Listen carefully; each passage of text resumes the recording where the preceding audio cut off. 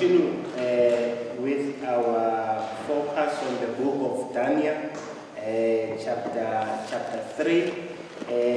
We are about to actually, review 4 events that took place in Daniel's life, even though in chapter 3, Daniel does not feature, but it's very interesting that, from now onwards we'll be looking at 4 events that took place in Daniel's life, and then we will conclude with 4 visions or 4 prophecies, if you like, that Daniel made, which are relevant even today.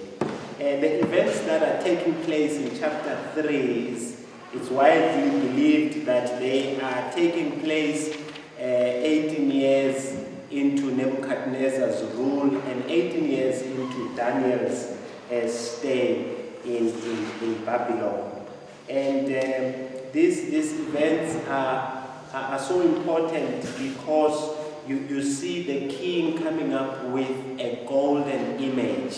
He is erecting a golden image. And there's a debate as to what led the king to erect this golden image. When you read verse 1 until verse 5, you see why he erects this golden image. Some have argued that the reason why the king has erected this golden image is because of what happened in chapter 2. Do we still remember what happened in chapter 2?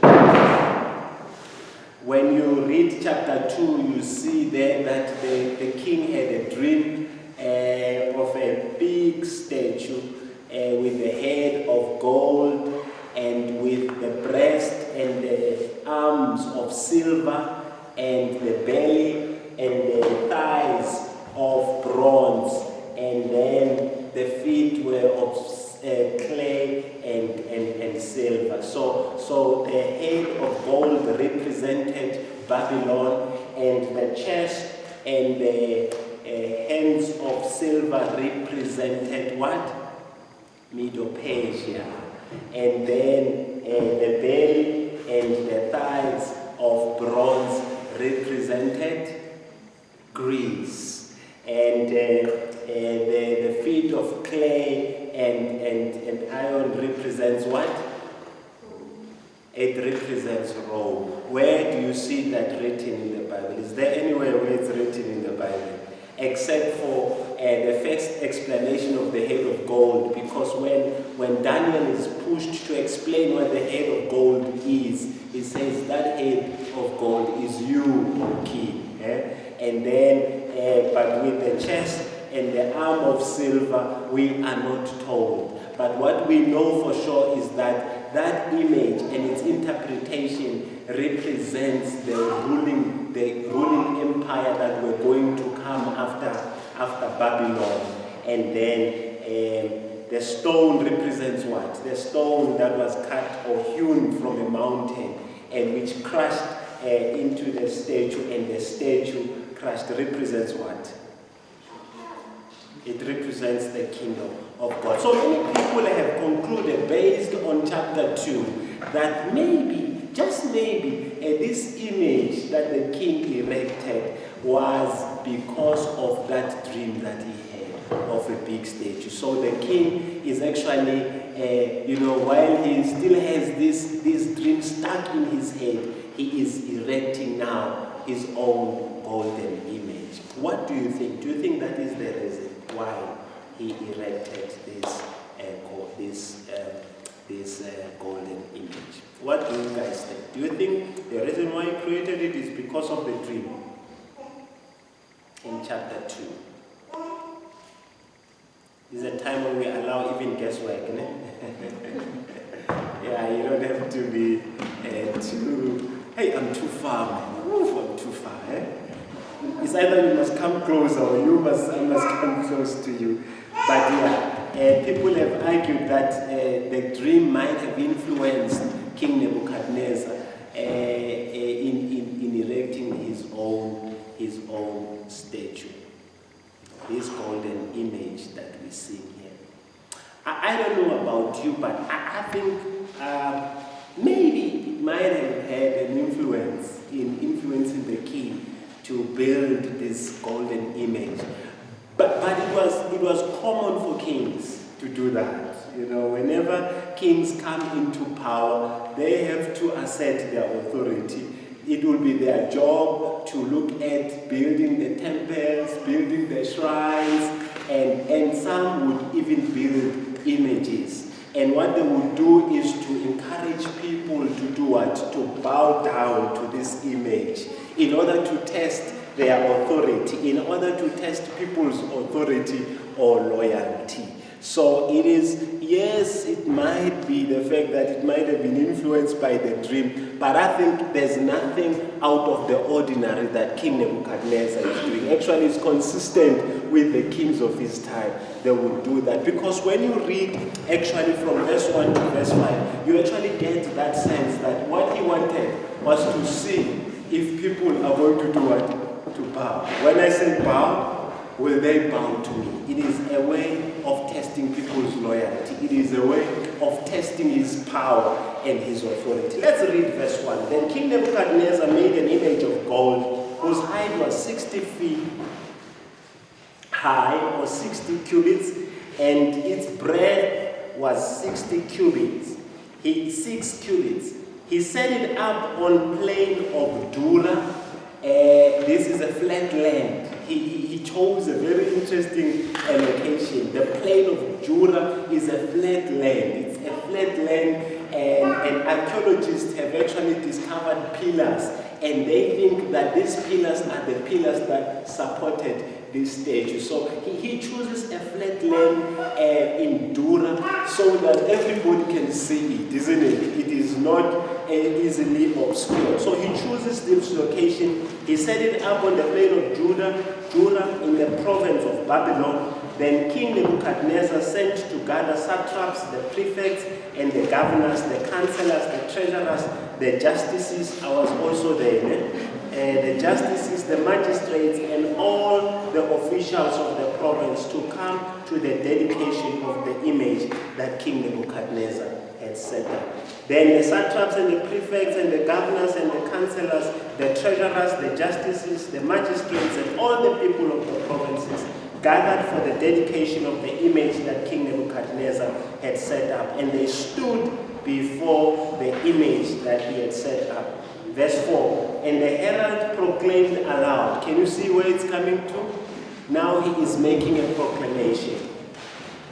You are commanded, O peoples, nations, and languages, that when you hear the sound of the horn, pipe, lyre, and trigon, harp, and bagpipe, and every kind of music, you are to do what? To fall down and worship the golden image that King Nebuchadnezzar had set up.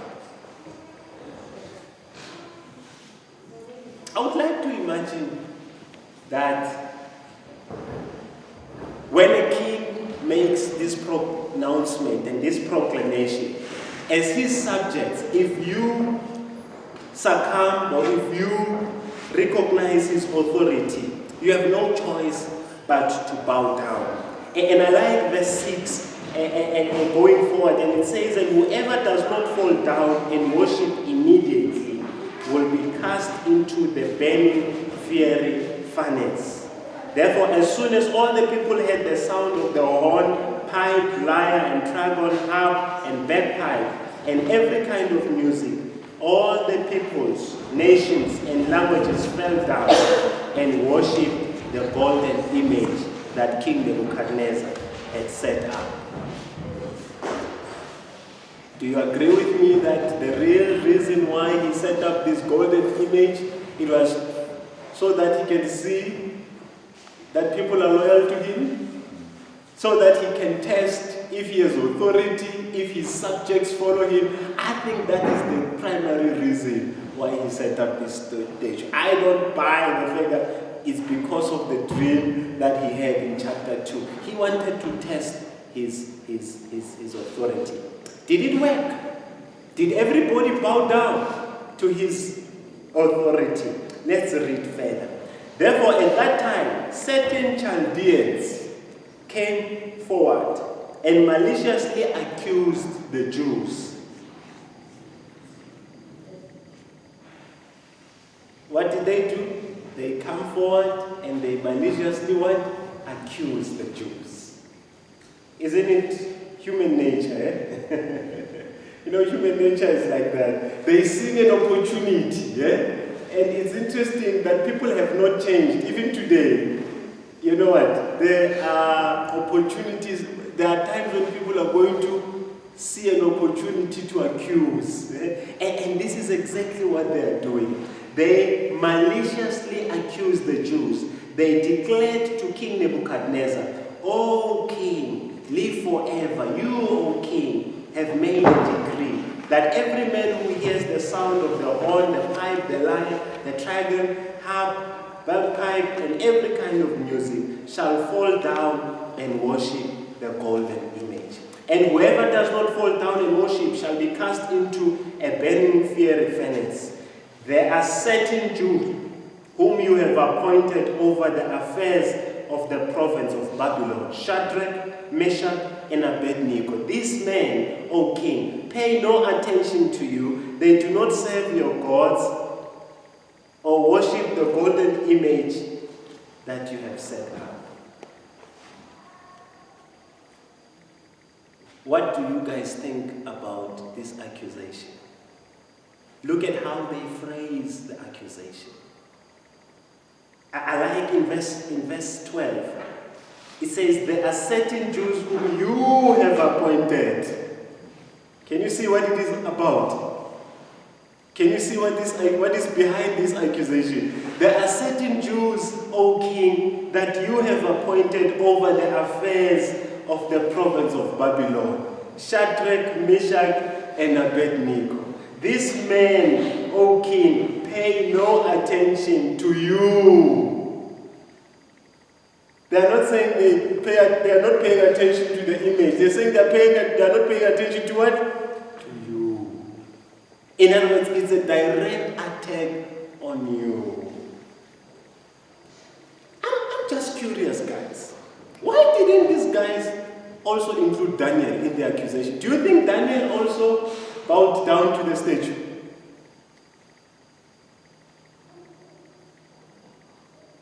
Do you think Daniel also bowed down, or he refused to bow down to the statue? Isn't it interesting that they target these three, Shadrach, Meshach, and Abednego? Where was Daniel here? I can see Brother Thomas says, maybe Daniel also bowed. But did Daniel bow down to the stage? Knowing him, no. Maybe because he already had good rapport with the king. Yeah. It's easy to target those ones that the king sort of they don't have yet good rapport with the king. Actually, when you read chapter 2, verse 49, you see that it's Daniel who recommended Shadrach, Meshach, and Abednego. You remember after he was able to interpret the dream, in verse 49 it says, Daniel made a request of the king, and he appointed Shadrach, Meshach, and Abednego over the affairs of the provinces of Babylon. So Brother Munyadziwa is saying, maybe they were afraid to do what? To target Daniel, because Daniel was high up in the hierarchy. Maybe they decided to target Shadrach, Meshach, and Abednego because of their position. But what do you think is behind this accusation? Do you think it's a genuine accusation, genuine concern for the king? And that people are not succumbing to their position, to his authority? What is behind? Look at how they phrase this thing. They say, these men are the men you have appointed. You have appointed to do what? Over the affairs of the province of Babylon. What do you think is behind this attack, this accusation, this malicious accusation? I like the Bible says it's a malicious accusation. What do you think is behind this, Sister Matilda? Just thinking of like, was it an accusation or they really didn't do it? No. Not doing it. And they are not even going to apologize. You'll see later on. And by the way, this is what we're going to encourage all of us. When you do the will of God, do not be apologetic. You must just put your foot down. Actually, later on, you will see how they respond. They say, we don't even have to answer you, okay. When it comes to this matter, we have no answer. We won't dignify your question with an answer. But that's not where we are now. So yeah, I understand that, but it says it's a malicious accusation. Yeah. But then I'm questioning the part of malicious accusation. Malicious. Why is it a malicious accusation? Is it true that they did not bow down? Yeah. But why is it called malicious? Well, it could also be that, because this was meant for people almost everywhere in the world. Yeah. So I'm sure it wasn't only the three of them that they didn't bow down. It's possible. Yeah. So, but they singled out these three. That's why I even asked earlier on, why didn't they point at Daniel? Because knowing Daniel, I don't think Daniel also bowed down, isn't it? Why target these people? Brother Marvin, wanted to say something? No, I was just about to say, maybe, if you are going to go after a highly placed person, you go through associates, like you see happening in our politics as well. Oh, yes.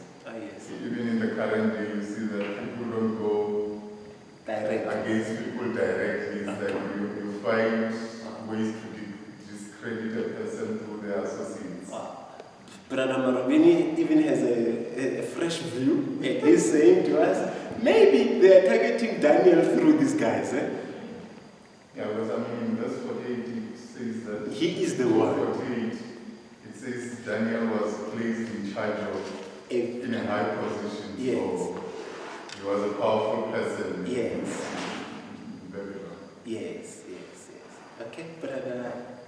The intention of the accusation was malicious. Aha. It wasn't about obeying the king. Yes. There was an agenda. So it's not pointing out the truth. It's why people are what? Are pointing out this truth. Do you think there was jealousy also? These are foreigners who come to your country. They occupy the highest positions. You remember they had to take the back seat after they failed to interpret the dream for the king. Instead, who was promoted? Daniel. And Daniel, nepotism, brought his own people. He says, okay, let these guys. I sense a little bit of jealousy here, no? Yeah. Something fishy. That restaurant, something fishy. I think there's something fishy here. That is why the Bible says it was what? It was malicious. All right, let's continue and let's see why is it malicious. Actually, even the conclusion of the story will actually show you why it was a malicious accusation. How does the king respond? You remember these guys came highly recommended by who? By Daniel. And the very same guys who came recommended by Daniel are being reported. It's being reported that they are not bowing down to the image that the king has set up and has commanded. What was supposed to be the punishment of a person who does not bow down? I'm sorry? Furnace of fire. And when? Are they going to have a case? They said immediately. It's not like they're going to have a case as to whether, why didn't you bow? Let's read it again. Is it verse 5? Verse 5. Verse 6. And whoever does not fall down and worship shall immediately be cast into the... In other words, if you are found that you do not bow down, you are not going to have a case. It's a question of, we're going to take it, immediately we're going to do it. So I want us to see, does the king immediately take them to the furnace of fire? Let's read. Then King Nebuchadnezzar was filled with anger.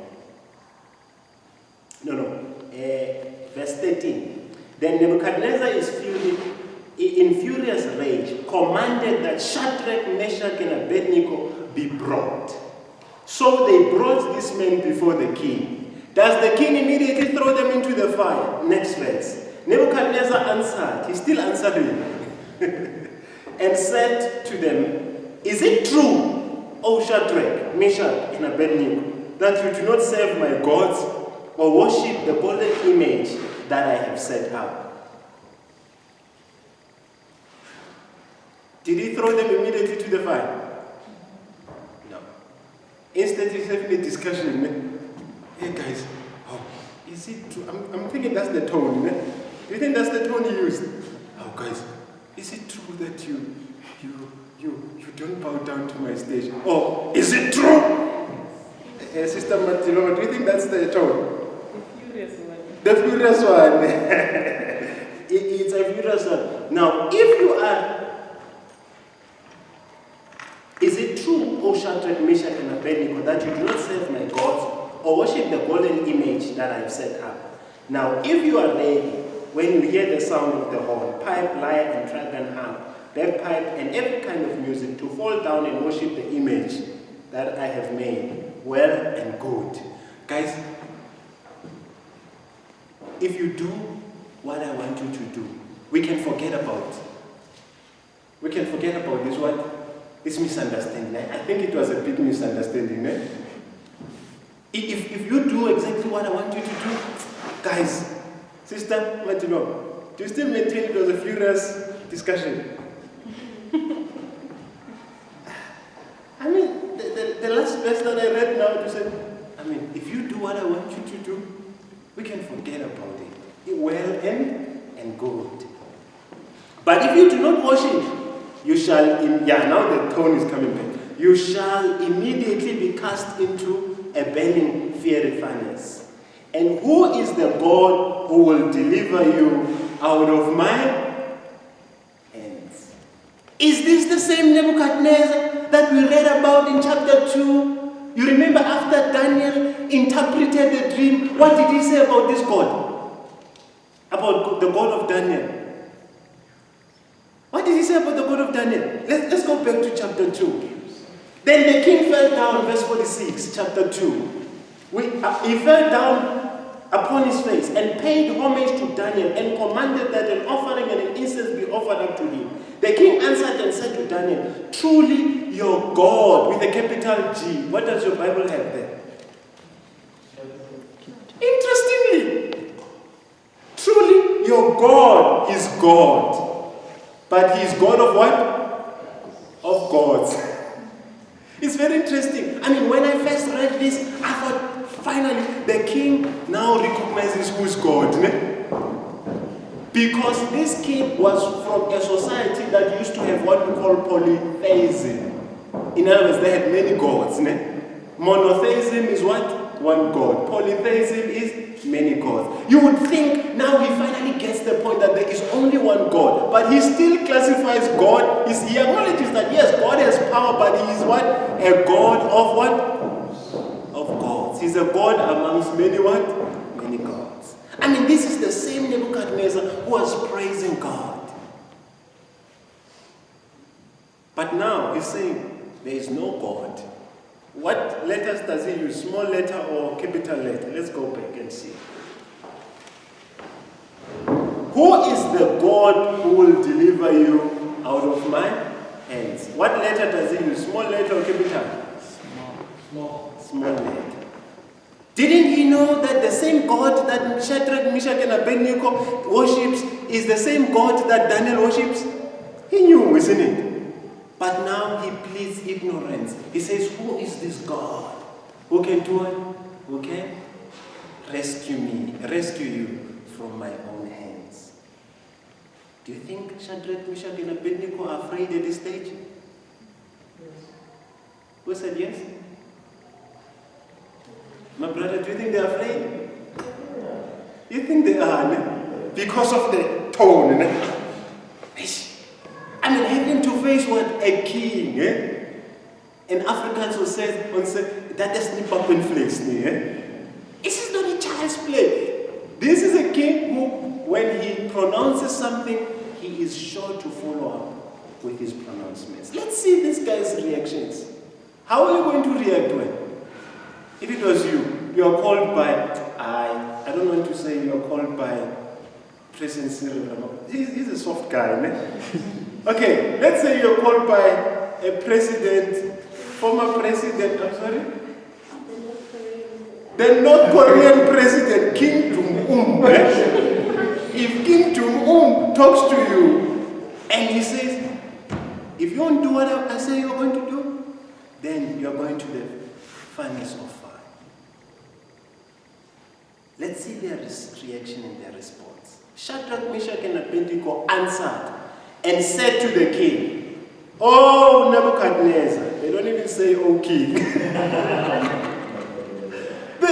they say, "Oh, Nebuchadnezzar, we have no need to answer you in this matter." On this one, you want an answer from us? We're not going to even give you an answer. Oh, hey, this matter is not up for discussion. Is that what you think they're saying? Eh? Is that what you think they're saying? This matter, I like it when we talk to our children, when they start doing, yeah? Tell them this matter is not up for discussion. He says, we're not going to, guys, they are talking to who? The king. We're not going to dignify you with an answer. We're not going to give you an answer. Or do you think they're saying, we're not going to do what you want us to do? What do you think they're saying? Let's see what they're saying. They answered and said to the king, "Oh, Nebuchadnezzar, we have no answer. We have no need to answer you in this matter. If this be so, our God whom we serve is able to deliver us from the burning fiery furnace, and he will deliver us out of your hand." Of course, they put that word, "O king." Yeah. But if not, let it be known to you, O king, that we will not serve your gods or worship the golden image that you have set up. Why do you think these young men are refusing to bow down to the king's image? Why do you think they are refusing to bow down? It's just an image. God will understand. I mean, how does it hurt? I mean, God will do it. You agree, my sister? God, I'm sure that God will understand. It's nothing. An image is what?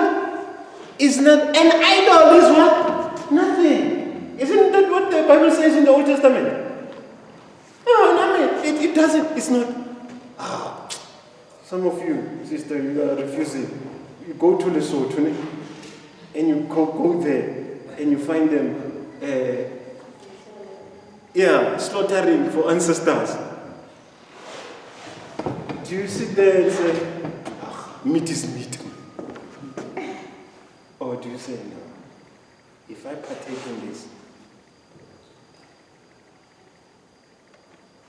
you think I'm talking to people from Lesotho only, even you from Venda. You think I'm talking to people only from Venda, even you from Malamulela. You think I'm talking to people from Malamulela, even you from Tafuko, Table Mountain of Limpopo, it's nothing. Food is for the stomach. Food is for the stomach, and stomach is for what? For food. It does no harm. Chicken is Nando's. Nando's is chicken. Is that your attitude, Mrs.? No, not talking about your family. She's so defensive. My family does not do that. Don't you have relatives that do that? Hey, praise God. All of your family members, even distant, are Christians. Somewhat. I know you're the wrong person, my sister. You are holy. And your family is separate from the world. Let me talk to carnal people like myself. There's no harm. Couldn't they have said that? There's no harm. It's just a what? A statue? Hi man, just do it. 2 minutes. After that, you just bow down and then you can go back and do what you want to do. You can go back and praise God. You just do it. God will understand. Is that so, sister? Let's go to Nigeria. You think we are playing? Nigeria. We see it on the movies. Don't look at me. There's no such in Nigeria. God will understand, surely. Surely. This image, it's just an image. How will it hurt God if all I have to do is to do what? Bow down. After bowing down, I can go and what? And pray. Brother Chris? I'm just hearing now speak about being evaluated for a job position, and one of the questions was, have you ever done anything unethical in your whole life? And he called the questioner and he says to him, how can you ask a question like this? There's nobody who can answer that and say that they've never done anything, no, never done anything unethical. And so the questioner said to him, just say no, which is unethical. Just say no, which is unethical. You remember I told you what happened to me when I went for an interview in Cape Town?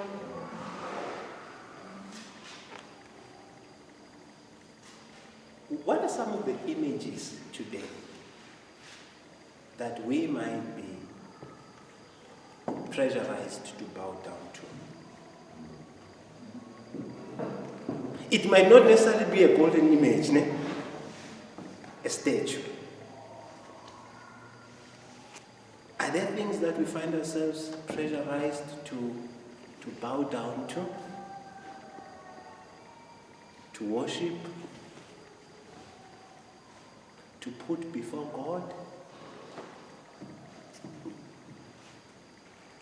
Do we ever find ourselves in a situation where we find ourselves caught up between, and you know some of these things are not clear-cut. Some of these things are not clear-cut, isn't it? You look at it and say, surely there's nothing wrong. But again, you come back and say, no. Have you ever found yourself in doubt? There's a principle that we have, some of my colleagues have it at the Bible college. They say, if you are in doubt, don't do it. Have you ever found yourself, you don't know whether it's wrong? or most of these scenarios, you know for sure as a Christian.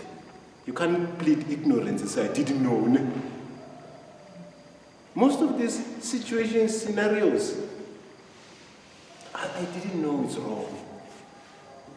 It's easy to answer that way. No, I didn't know it's wrong. What are some of those situations that we find ourselves in and we are tempted and pressurized to bow down to those things? Because these boys understood that if we bow down to this image will take the place of God, isn't it? There's only one whom we bow down to. You see, immediately when they mention, I'm sure the words bow, down, and worship, I'm sure to these boys, immediately, it was there's only one. Thou shalt not put any other God before God. I'm sure to them as Jews, as boys who grew up in a Jewish society, it was straight up, it was very clear that. Today, maybe let's look at the things that are very clear, that when you do it. Because even today, you find Christians who say to you, But Brother Justice, is it wrong to eat, for instance, the food? Eh? That's a big one in the township. So Brother Justice, or when you go to the graveyard, they pour soil, eh? In the graveyard, they pour soil. Hey, Brother, man, you know these things. Hey, look, he's acting very surprised. What is he doing? No. In the township, they pour soil, they have water. You wash. Ne? Yeah, finally. And when people do those things, it's not innocent. It's not like it's just. Usually it's like when you pour soil, like I'm the only boy at home. My sisters are not going to pour soil if I do pour soil before me. There's a cultural element to it. And even today, people come to the church and say, Church, we're not sure whether we should pour soil. And then Church of Christ preachers have come up with a strategy. Dust to dust, ashes to ashes. And that's how they teach people not to do it. Do we have things in our lives that we look at and we are not sure? If I'm going to do this, I'm not sure whether I'll be replacing God.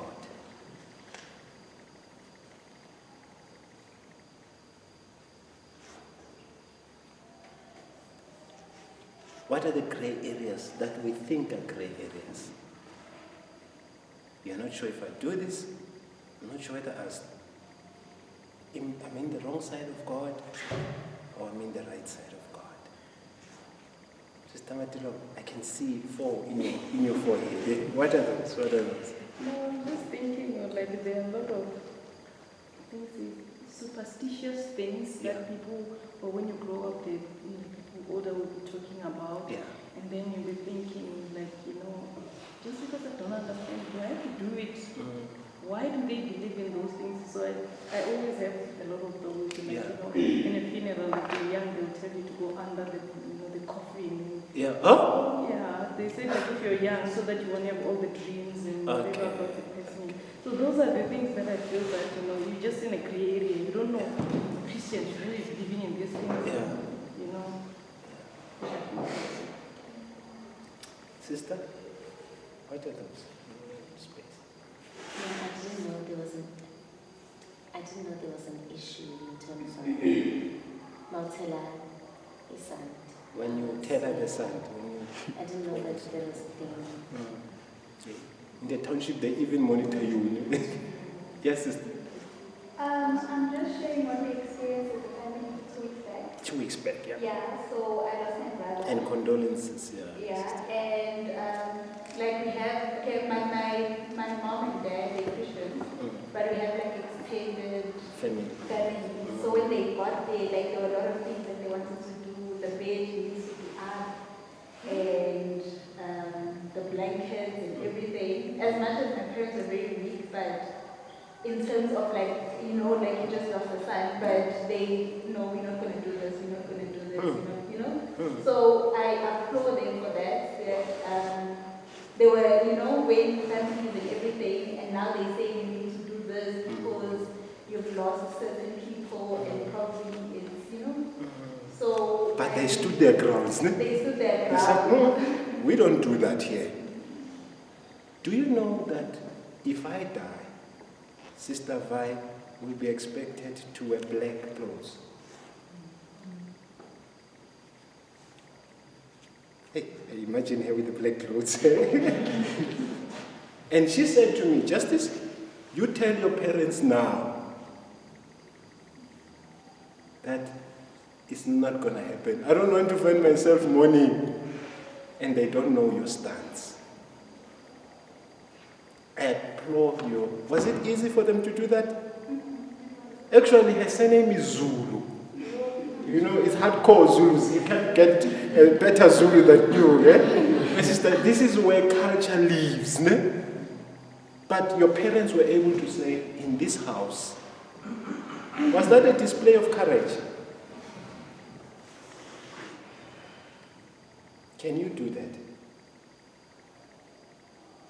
My sister, can you do that? If they need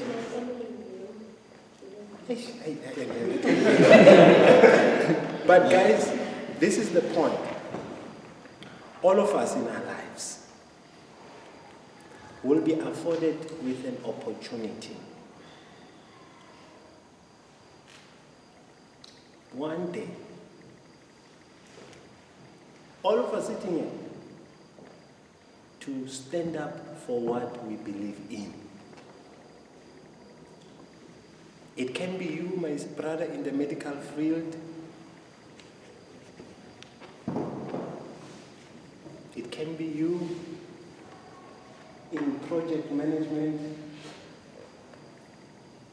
Do you want tenders? No.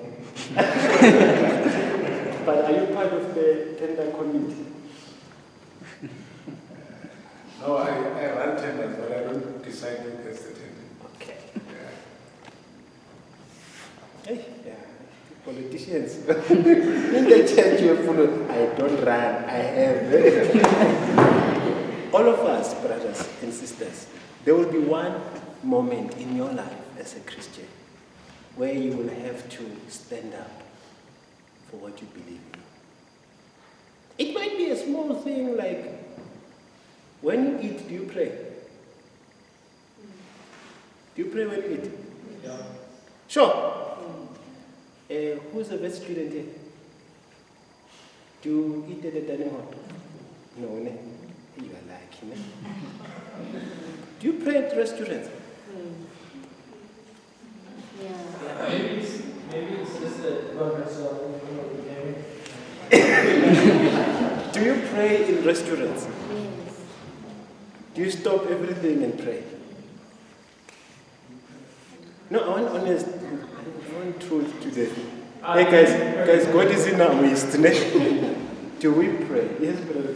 I'll just say that you will pray, even in the car, or, with a muffin and coffee. Oh, Martin. Martin. I know, with him is a different motivation. I'm sure, Martin, when you look at this muffin, you appreciate. With him is a different motivation. He's not standing up for the faith. Do we? Can you see it's such a small thing? I remember there was a day I was at a dining hall at Wits University. There were plenty of students around. Plenty. I'm not talking, the main dining hall next to the mall, Matrix Mall. We used to eat up there. I remember, guys, I closed my eyes. But hey, after debating with myself, should I pray? Shouldn't I? I will lose points if I pray here. I look left, I look right, and you have a group of friends. Man, I had crazy friends. You know this guy who's a comedian now, Mashavel. That guy is a crazy guy. He would make fun of everyone. Man, I would be there and should I pray next to Mashavel? And they would look at me, fine. But guess what? I took a decision. I'm going to pray. And I prayed. Father, thank you for the food that I'm about to partake. I ask you to bless it in the name of our Lord and Savior Jesus Christ. Amen. When I opened my eyes,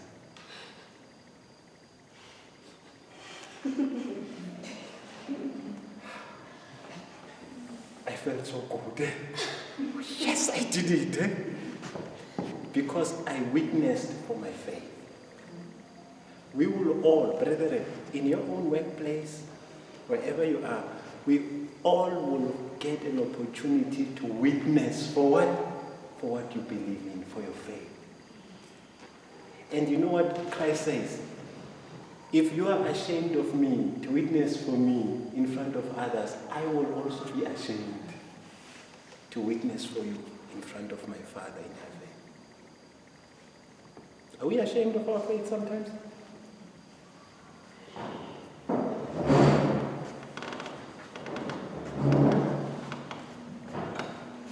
I want a confession. Is anyone here struggling to witness for the faith? Brother? Are you ashamed at times? In most cases? other times. So let's think about all those instances when we are going to, for me, these young men are an inspiration to me. And the last point that I just want to make before I sit down is that one of the lessons I was taught by this young man is that God must remain God. Whether He delivers you or He doesn't deliver you, God must remain what? God must remain God. Whether He gives you what you are praying for or He doesn't give you what you are praying for, God must remain what? God must be God in our lives, brethren. Whether He gives you a job or He doesn't give you a job. God must be a God whether He gives you a life partner or He doesn't give you a life partner. God in our lives, brethren. Actually, our obedience to God must not be dependent on circumstances. Some of us even bargain with God. God, if you do this for me, what will I do? I will worship you. I will praise you. Don't we do that sometimes? No, Lord, if you just this one time, if you bless me with a boyfriend, I will worship you day and night. If you bless me with a husband, Lord, I will do what? I will worship you day and night. For me, these young people are teaching me that God must be God. Even when He doesn't give you a boyfriend, even when He doesn't give you marriage, even though He doesn't give you a job, God must remain what? Do you have people here who are sometimes angry with God? Do we sometimes get angry with God? Do we sometimes resent God when we don't get what we want? Look, these young people were in a position to say, yeah, God is going to save us. But even if He doesn't save us, we are not going to do what? To bow down. Vet students and UJ students, when you fail like a fly, you fail course, and they say course chows. They put it nicely. No, you fail. There are times when you fail. Things are not happening. What is your feeling towards God when things are not happening? Do you still praise God? Guys, I wish I can get to a stage. You see, I'm preaching to you now. But there are times when I am angry. That God, I worship you. I attend all the Bible studies. I preach for you. This other time, you know what? I had an accident going to do the will of God, going to represent Hilltop. I had an accident, and man, I had compromised so much. I took that car and I went, man, when I came back, I thought, man, I was compromising for God. But guess what? On my way back, I got an accident. Oh man, I resented. To be honest with you, that time, I felt like, God, I was doing your will, isn't it? Have you ever, guys, had bad things happen in your life? Even that time when you really, really are committed to God. Man, it happened to me and I started resenting God. Guys, God will never, I did not vote God into power. He remains God. Whether I don't have or I have, God must remain God. Sister Zul, He's still God. Even after we lose our loved ones, He's still God. Do you know how difficult it is? Yeah, it's easily said than done. He is still God. I wish we can have, even if Christians, even if He doesn't give me a job, even if He doesn't give me marriage, even if He doesn't give me this and this, He will remain what? Reverend, even if you don't pass your masters, He will still be what? God. He was God before, He's God today, He will forever be what? God. I wish I can get to that stage. Brothers, I'm fighting with myself. When things are tough, I forget that, ne? And I start resenting God. Shadrach, Meshach, and Abednego, please close with the word of prayer.